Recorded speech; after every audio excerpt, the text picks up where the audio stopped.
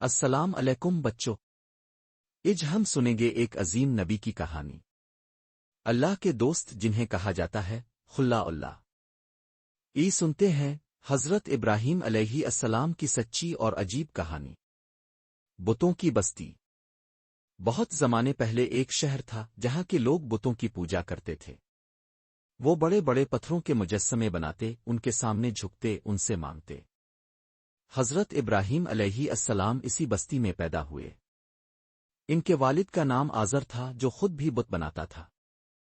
ابراہیم کا بچپن۔ جب حضرت ابراہیم علیہ السلام چھوٹے تھے، وہ بہت زیادہ سوچنے والے اور عقل مند بچے تھے۔ انہوں نے ایک دن اپنے والد سے پوچھا، ابا جان، یہ بت بولتے کیوں نہیں؟ چلتے کیوں نہیں؟ آزر نے ناراض ہو کر کہا، بس چپ رہو، یہ ہمارے خدا ہیں۔ مگر ابراہیم نے دل میں فیصلہ کر لیا کہ یہ جھوٹ ہے۔ سورج، چاند اور ستارے۔ ابراہیم علیہ السلام نے آسمان کو دیکھا، ستاروں کو، چاند کو، سورج کو غور سے دیکھا۔ انہوں نے سوچا، کیا یہ میرا رب ہے؟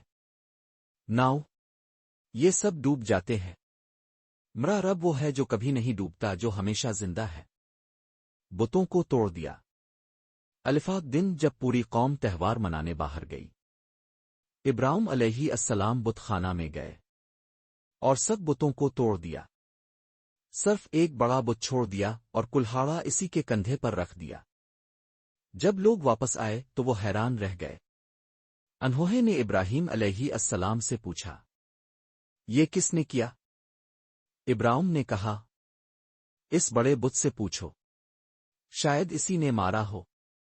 سب لوگ شرمندہ ہوئے، مگر ضد پر قائم رہے۔ آگ میں ڈال دیا۔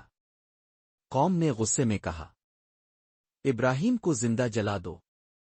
انہوں نے بہت بڑی آگ جلائی۔ ابراہیم کو باندھا گیا اور آگ میں پھینکا گیا۔ لیکن اللہ تعالیٰ نے حکم دیا، اے آگ، ٹھنڈی ہو جا اور سلامتی والی ہو جا ابراہیم پر۔ آگ ٹھنڈی ہو گئی۔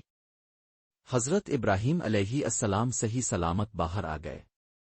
حضرت ہاجرہ اور حضرت اسماعیل۔ حضرت ابراہیم علیہ السلام کی دو بیویاں تھیں، حضرت سارہ اور حضرت ہاجرہ۔ حضرت ہاجرہ کے ہاں ایک بیٹا پیدا ہوا، حضرت اسماعیل علیہ السلام۔ اللہ نے حکم دیا کہ ابراہیم اپنی بیوی ہاجرہ اور بچے اسماعیل کو مکہ لے جائیں اور ایک سنسان وادی میں چھوڑ دیں۔ حضرت ہاجرہ نے اللہ پر بھروسہ کیا۔ زمزم کا چشمہ۔